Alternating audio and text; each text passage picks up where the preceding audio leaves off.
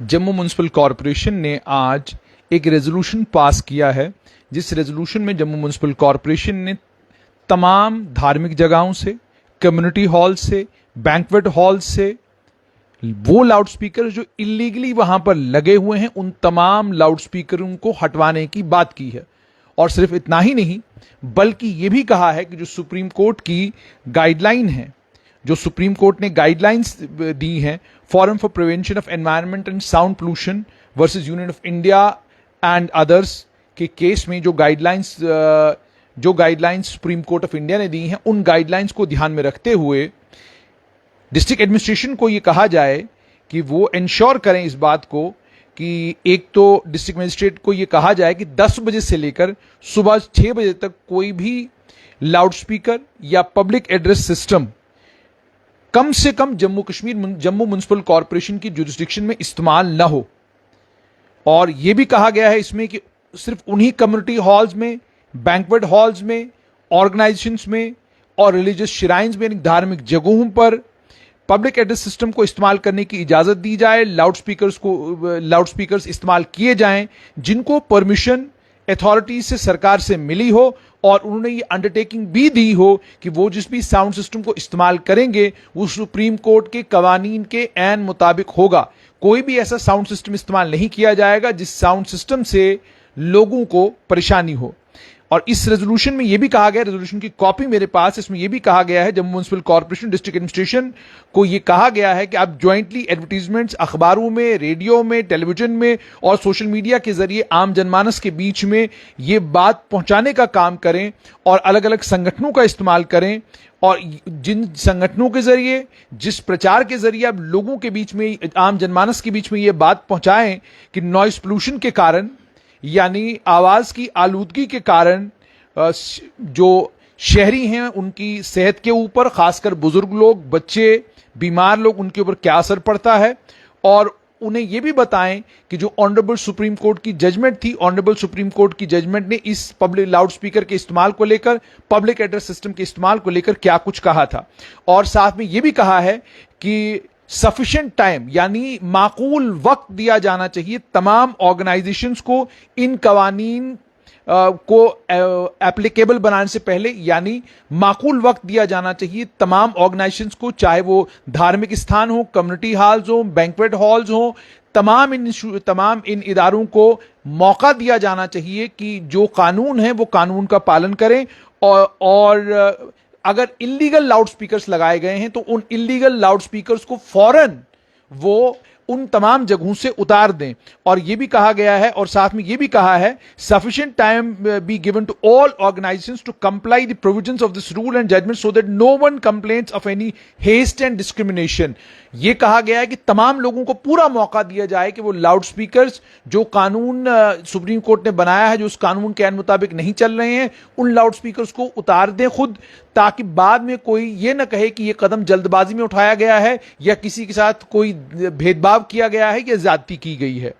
Traffic police को भी यह कहा गया है कि वो हॉर्न, जो नो हॉर्न जोन अलग अलग जगह जो डिक्लेयर किए जाएं, उन नो हॉर्न जोन्स में भी हॉर्न ना बजें। और उन तमाम ऑफेंडर्स को जो गलत किस्म के हॉर्न्स का इस्तेमाल करते हैं उनके खिलाफ सख्त कानूनी कार्रवाई हो। और उस ट्रैफिक पुलिस को भी यह कहा गया है कि आप भी आम लोगों के बीच में यह बात पहुंचाने का काम करें कि आप वो उन हॉर्न्स का इस्तेमाल नहीं कर सकते हैं जिन हॉर्न्स के जरिए आवाज की आलूदगी फैलने का खतरा है। और यह भी कहा गया है कि जो अननेसेसरी लोग हॉर्न बजाते रहते हैं और आइडेंटिफाई करें और नो हॉर्न जोन्स, और उन हॉर्न्स को डिसेंबल करें व्हीकल से जिनसे आलूदगी होती। यानी अगर गाड़ियों में आपने ज्यादा भारी हॉर्न लगा के रखे हैं, और आपने भी शहर में बहुत सारी जगहों पर देखा होगा बाइकों में हॉर्न लगे हैं, जब वो हॉर्न बजाने लगते हैं तो आप उन हॉर्नों से परेशान होते हैं। गाड़ियों में लोगों ने हॉर्न लगाए हैं, जितना हॉर्न होना चाहिए उससे ज्यादा हॉर्न बज रहा होता है। और कई बार आप जब सड़क में या चौक पर कहीं होते हैं, पीछे से कोई हॉर्न बजाना शुरू करता है, उसे ये भी ख्याल नहीं रहता कि अगली गाड़ी में कौन है जो ये हॉर्न में बजा रहा हूं, इससे किसी को कोई दिक्कत तो नहीं होगी। और यह भी कहा गया है कि अगर जीएमसी, जम्मू म्युनिसिपल कॉरपोरेशन के पास माकूल जराए हो, रिसोर्सेज हों, तो नॉइस चेकिंग मीटर्स जो है सिलेक्टिव प्लेसेस पर पोल्यूशन कंट्रोल बोर्ड की मदद के साथ जो है लगाए जाने चाहिए। और सिर्फ इतना ही नहीं, नॉइस पोल्यूशन को लेकर ये जो ऑर्डर है वो किसी भी ये भी कहा है उन्होंने कि ये ऑर्डर जो नॉइस पोल्यूशन को लेकर है इसे बिना किसी व्यक्ति, ऑर्गेनाइजेशन, समुदाय, धर्म देखे बगैर तमाम लोगों के खिलाफ इस ऑर्डर का इस्तेमाल किया जाना चाहिए। यानी जब आप इस ऑर्डर को इंप्लीमेंट करने लगें, किसी व्यक्ति विशेष, किसी समुदाय विशेष या किसी विशेष धर्म को ध्यान में रखते हुए ना करें। तमाम धर्मों के ऊपर, तमाम समुदायों के ऊपर, तमाम लोगों के ऊपर यह कानून एप्लीकेबल होगा। और यह भी कहा गया है, इस रेजोल्यूशन को इन्होंने 14 मई 2022 को दिया था और आज इस रेजोल्यूशन को पास किया गया है। यह भी मैं आपको बताऊं कि इस रेजोल्यूशन में उन्होंने जो मांग की है कि मैं चाहता हूं कि पोल्यूशन फ्री एनवायरनमेंट हो और अपने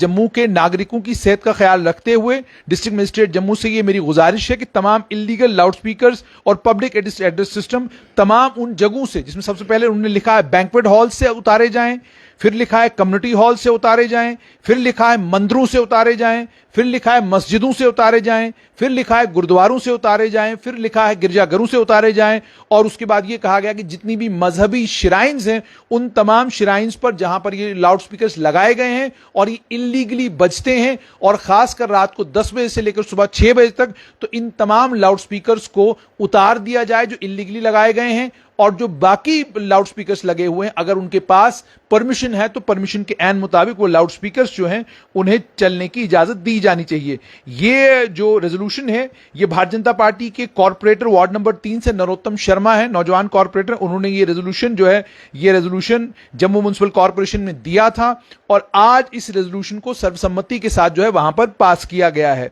इस रेजोल्यूशन को लेकर इन्होंने बहुत सारी बातें कही है। सबसे पहली बात तो इन्होंने ये कही है कि जो सुप्रीम कोर्ट की गाइडलाइन है, सुप्रीम कोर्ट की गाइडलाइन के ऐन मुताबिक जो है लोगों को लाउड स्पीकर इस्तेमाल करने की इजाजत दी जानी चाहिए। सुप्रीम कोर्ट ने जिस चीज के लिए मनाही की है और जितने डेसिबल तक सुप्रीम कोर्ट ने कहा है कि आप लाउड स्पीकर की आवाज रख सकते हैं, उतने ही डेसिबल तक आवाज रहनी चाहिए। उससे ऊंची अगर लाउड स्पीकर्स हैं तो उन्हें हटा दिया जाना चाहिए और उन्हें फौरन हटा दिया जाना चाहिए और तमाम धार्मिक स्थानों से हटा दिया जाना चाहिए, बैंक्वेट हॉल से हटा दिया जाना चाहिए। इसका साफ तौर पर मतलब है कि शादी ब्याह की जो फंक्शंस होते हैं 10 बजे के बाद अगर आप डीजे बजाएंगे तो आपके खिलाफ अब कानूनी कार्रवाई होगी। 10 बजे के बाद अगर आपका लाउड स्पीकर बजेगा तो आपके खिलाफ कानूनी कार्रवाई होगी। 10 बजे के बाद अगर आप मान लीजिए कोई, चूंकि आप जानते हैं कि 10 बजे के बाद जागरण अक्सर होते हैं, 10 बजे के बाद बहुत सारे मजहबी फंक्शन होते हैं, पूरी पूरी रात जो है लाउड स्पीकर चलता रहता है। तो अब इस रेजोल्यूशन के पास होने के बाद जाहिर सी बात है डिस्ट्रिक्ट एडमिनिस्ट्रेशन के पास जाएगा।